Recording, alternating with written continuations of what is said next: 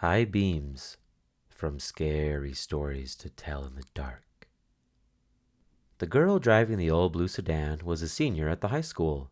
She lived on a farm about 8 miles away and used the car to drive back and forth. She had driven into town that night to see a basketball game. Now she was on her way home. As she pulled away from the school, she noticed a red pickup truck follow her out of the parking lot.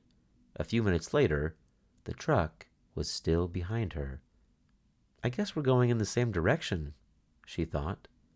She began to watch the truck in her mirror. When she changed her speed, the driver of the truck changed his speed. When she passed a car, so did he. Then he turned on his high beams, flooding her car with light. He left them on for almost a minute. He probably wants to pass me, she thought, but she was becoming uneasy. Usually, she drove home over a back road. Not too many people went that way, but when she turned onto that road, so did the truck. I've got to get away from him, she thought, and she began to drive faster. Then he turned his high beams on again. After a minute, he turned them off. Then he turned them on again and off again. She drove even faster, but the truck driver stayed right behind her. Then he turned his high beams on again. Once more, her car was ablaze with light. What is he doing? She wondered. What does he want?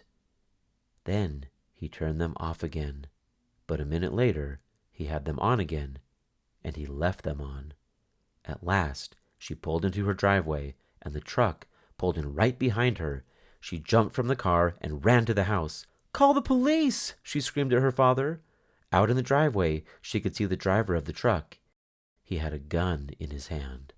When the police arrived, they started to arrest him, but he pointed to the girl's car. You don't want me, he said. You want him. Crouched behind the driver's seat, there was a man with a knife.